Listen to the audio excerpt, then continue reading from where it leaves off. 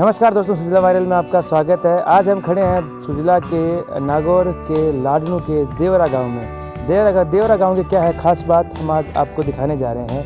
देवरा गांव में एक मंदिर है, देवनारायण भगवान का मंदिर, जो जयपुर और जोधपुर रियासत के बीच में बना हुआ है। मंदिर का आधा हिस्सा जयपुर रियासत में और आधा हिस्सा जोधपुर रियासत में, जो समकालीन उस समय की थी। वर्तमान में आधा हिस्सा नागौर जिले में और आधा हिस्सा सीकर जिले में है। चलिए मंदिर का दर्शन करते हैं। नमस्कार दोस्तों, स्वागत है सुजिला वायरल की इस खास श्रृंखला में, जिसमें हम आपको करवा रहे हैं सुजिला के ग्राम, नगर और मुख्य स्थानों की सैर। आज हम आए हैं श्री देवनारायण भगवान का मंदिर, जो कि नागौर और सीकर की सीमा पर स्थित है। दोस्तों, हम बता दें कि यह मंदिर बिल्कुल बीच से इसमें एक विभाजन हुआ है, जिसमें आधा भाग सीकर जिले में और आधा भाग नागौर जिले में है। हम इस प्रकार भी कह सकते हैं कि आधा भाग जयपुर रियासत में और आधा भाग जोधपुर रियासत में है। आप देख रहे हैं ये एक जो दरार है जो बांटती है इस मंदिर को दोनों हिस्सों में। इसके पीछे भी एक बहुत पुरानी कहानी है। अभी आप इसका गर्भगृह देख रहे हैं, जिसमें 5 मूर्तियां हैं, 5 एक ईंटें हैं जिसमें भगवान की मूर्तियां हैं, वो भी बीच में से विभाजित हो रखी है। दोस्तों, गुर्जर समुदाय इस मंदिर में बहुत मान्यता रखता है। इसमें हर वर्ष एक भव्य मेले का आयोजन भी होता है। जानेंगे वो पूरी डिटेल यहाँ के पुजारी से। दर्शन कर लीजिए कि किस प्रकार से इसके छत से यहाँ का व्यू है, किस प्रकार से यहाँ पर वातावरण है। दोस्तों, अभी खड़े हैं मंदिर के छत के ऊपर। यहाँ से हम देख पाएंगे कि जो इस तरफ का इलाका है वो नागौर जिले की सीमा है, और जो पीछे का इलाका है वो देख पाते हैं आप, सीकर जिले की सीमा के अंदर है। यह मंदिर बीच से इसके 2 भाग होकर रखे हैं, आधा हिस्सा नागौर जिले में, आधा हिस्सा सीकर जिले में है। आप देख रहे हैं यह मंदिर बीच में एक दरार है। साथ ही साथ आप देख रहे हैं किस प्रकार से भित्ति चित्र इस पे बनाए गए हैं। दोस्तों, यहाँ पे काफ़ी वर्ष पुराने चित्र भी देखने को आराम से मिल जाते हैं। यह गर्भगृह में एक जो दरार है आप देख रहे हैं, जब भी यहाँ नया पत्थर या मार्बल या कुछ भी लगाया जाता है, वह स्वयं ही 2 भागों में विभाजित हो जाता है। ऐसा क्यों होता है, इसके पीछे भी एक अनोखा कारण है, अनोखी जानकारी है। यह पुराना मंदिर, ये आप देख रहे हैं इसके जो मंदिर के प्रवेश में, और यह मंदिर का जो प्रवेश का जो द्वार है वहाँ पर। नमस्कार दोस्तों, स्वागत है आपका YouTube चैनल सुजिला वायरल में। सुजिला वायरल जाना जाता है सुजिला क्षेत्र की कवरेज करने के लिए। आज हम खड़े हैं देवरा गांव में, जहां पर एक विशेष मंदिर है, जिसकी एक खास बात है कि यह इसका आधा हिस्सा जोधपुर और आधा हिस्सा जयपुर रियासत समकालीन, और वर्तमान में आधा हिस्सा नागौर जिले में और आधा हिस्सा सीकर जिले में है। तो जानते हैं इस मंदिर की क्या है खास बात, कितना ये पुराना है, इसका क्या है इतिहास, भूगोल और वर्तमान। हमारे साथ हमारे मेहमान जुड़े हुए हैं। नमस्कार, स्वागत है आपका सुजिला वायरल में। आपका परिचय? बोधूराम जी गुजर।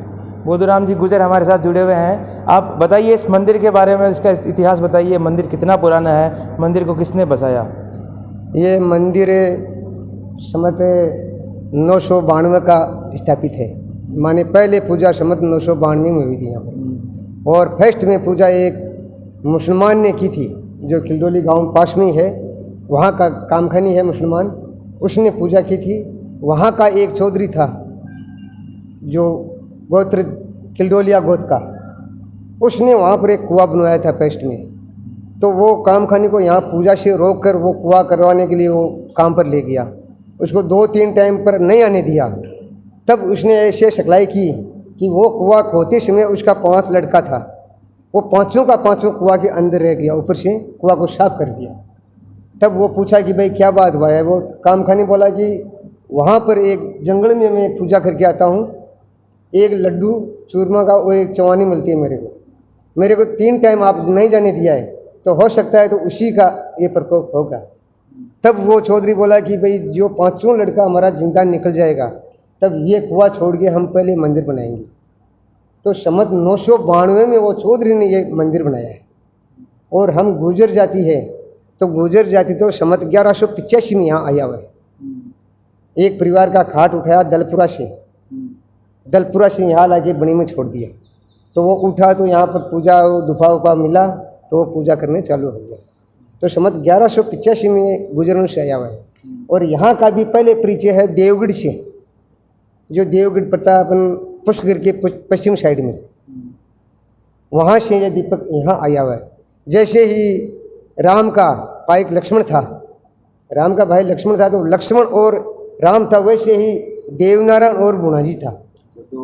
देवनारायण और बुणाजी था। जब बुणाजी ने जो 24 बगड़ाउतों का वो बलि युद्ध में ख़त्म हो गया था, वो भाग गया था, तो उसका बदला लेने के लिए देवगढ़ से उठा था। और जब वो जाता रहा अपने पिलोदा छोड़ के यहाँ पर आके पड़ाव दे दिया, रास्ता चुन के यहाँ पर आके पड़ा, वो दिन से ये मंदिर की पूजा चालू। तो ये आपने जाना इस मंदिर का इतिहास। अब इसकी एक विशेष बात जो हम सबको एक रोचक लगती है, जो सबको आकर्षित करती है, यहाँ पे श्रद्धालुओं को भी आकर्षित करती है कि यह जो मंदिर है वो आधा सीकर ज़िले में, आधा नागौर ज़िले में है। उसके पीछे की क्या कहानी है वो आप बताइए। वो भी हम बताता है, ये आधा है जयपुर, आधा जोधपुर। तो 12वीं शताब्दी में जब राजाओं का राज था, तो इधर में तो जयपुर का राजा बैठता था और उधर में जोधपुर का राजा बैठता था। तो जयपुर का राजा आता था तो शाहपुर आके रुकता था, और जोधपुर का राजा आता था तो फिरवाशी आके रुकता था। तो दोनों के आपस में विवाद हो गया। जयपुर का राजा बोला कि ये मंदिर हमारी सीमा में, तो जोधपुर का बोला कि हमारी सीमा में। तो दोनों साइड से, जयपुर और जोधपुर का राजा दोनों साइड से पड़ाव दे दिया। यहाँ पर पड़ाव दे दिया तो उसमें ऐसी स्थिति होगी कि फैसला नहीं होगा तो खून खराबा होगा, क्यों दोनों साइड से युद्ध होगा, युद्ध होगा तो खून खराबा होगा। तो ये मंदिर में आज भी 4 टाइम पूजा होती है। रात की जब 4 बजे पूजा हुई ना, वो समय के मान जो शंख पड़ा है ना, उस शंख की जैसे ही धुन की आवाज़ निकली ना, वैसे के वैसे अपना आप 2 हिस्सा कर दिया। मानी मूर्ति का भी 2 टुकड़ा कर दिया। बोला कि मेरा विवाद मैं यहाँ ही ख़त्म करता हूँ, आधा जयपुर का है, आधा जोधपुर का है। तो जो सामने में सफ़ेद पत्थर है, ये पत्थर है जयपुर का। पीछे में जो लाल पत्थर है वो पत्थर है जोधपुर का। माने 2 पत्थर है, 2 साइज का, एक लाल और एक सफ़ेद। तो आगे से साइड के निकल के अपन जाएंगे तो जोधपुर चला जाएंगे, और पीछे की साइड से टार्लिंग घूम के जयपुर चलाएंगे। ये पत्थरगड्डी है ना, ये जयपुर और जोधपुर तक है। ये किसी को रास्ता पूछने की आवश्यकता नहीं है। एक आवड़ी में 2 पत्थर है। जहाँ पर भी 4 पत्थर मिल गया तो 5वीं जगह क्या है कि पिलर चिना हुआ जमीन में और मिलेगा। तो वो टाइम में 12वीं शताब्दी के मान ये अपन का 2 हिस्सा किया हुआ। तो 12वीं शताब्दी में ये अपने आप से मतलब एक चमत्कार जैसे हम कह सकते हैं, चमत्कार हुआ। और इस मंदिर के 2 हिस्से हो गए, मूर्ति के भी 2 हिस्से हो गए। आधा हिस्सा जोधपुर रियासत में और आधा हिस्सा जयपुर रियासत में हो गया है। तो ये हमने जानी एक रोचक बात। अब बताइए ये मंदिर के बारे में कि यहाँ पर किस प्रकार मेले लगते हैं, यहाँ पर जो साल में किस प्रकार से क्या क्या श्रद्धालु आते हैं, उसके बारे में कुछ बताइए। जो माँ उतरती सातवें के दिन मेला लगता है यहाँ पर, और छठ का जैसे कि देवनारायण का रात की 12:30 बजे अवतार हुआ है, तो छठ को जागरण लगता है और सातवें को मेला लगता है, बहुत बड़ा काफ़ी मेला लगता है।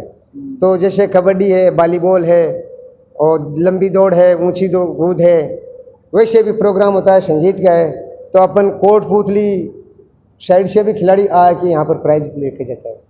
फेस्ट में कबड्डी है, वॉलीबॉल है, ऊंची कूद है, दौड़ है, लंबी कूद है और संगीत कार्यक्रम है। और मेला में दुकानों भी काफ़ी तरफ की लगती है। देख लो शालाशहर, रतनगढ़ और अजमेर तक की दुकानें आती है यहाँ पर। सिर्फ एक दिन का मेला लगता है, सुबह 6 बजे से लेकर शाम को 8 बजे तक। उसमें आज तक ऐसा कोई शिकायत नहीं है कि किसी का चोरी हो गया, कोई सामान गुम गया और हो गया, कुछ भी गिरा तो यहाँ पर भी लाके दे दिया। मंदिर में ही आता है वो, कुछ भी चीज़ जिनिस मिल गया तो वो मंदिर में ही लाके देता है। और माँ भादवा की छठ के दिन पर्व का दिन माना गया है। जैसे कि देवनारायण मालवा चला गया था, मालवा से वापिस आके जब मेला लगता है और भादवा की छठ के दिन, तो यहाँ पर श्रद्धालु बहुत ही आते हैं, दूर दूर से भी यात्री आते हैं। तो वो दिन क्या है कि देवनारायण मालवा से वापिस देवमाड़े आके प्रवेश किया था, वो एक छठ का दिन बड़ा माना गया है। तो उसी वजह से साल में 2 बार ये पर्व माना जाता है, एक तो भादवा की छठ को और दूसरा बड़ा है माँ उतरती सातवें को, छठ और सातवें के दिन। और यात्री भी बहुत आते हैं, दूर दूर से आते हैं, आसाम से भी आता है, महाराष्ट्र से भी आता है, गुजरात से भी आता है, सब जगह से यात्री हर दिन चालू रहते हैं। तो ये एक विशेष मंदिर है जहाँ पे दूर दूर से श्रद्धालु अपनी श्रद्धा को लेकर आते हैं और साल में 2 बार यहाँ पे मेला लगता है। मेले की खास बात है कि एक ही दिन मेला लगता है, सुबह 6 से शाम को 8 बजे तक मेला लगता है। किसी का सामान भी चोरी नहीं होता है। यह एक तरीके से हम कह सकते हैं कि चमत्कार स्वरूप ही है यहाँ पे मंदिर में। दोस्तों, अगर आपको ये वीडियो अच्छा लगा है तो इसे लाइक करें, शेयर करें अपने दोस्तों के साथ और सुजला वायरल चैनल को सब्सक्राइब करें। साथ ही साथ पेट्रियन पे जाके हमारे मासिक शुल्क में सदस्य बने और दोस्तों सपोर्ट करते रहें इसी तरीके से सुजला वायरल को, ताकि हम लाते रहें अन्य इसी प्रकार की कवरेज, सांस्कृतिक, धार्मिक और आध्यात्मिक कार्यक्रम यहाँ पर आपको इस चैनल पर देखने को मिलेंगे। धन्यवाद।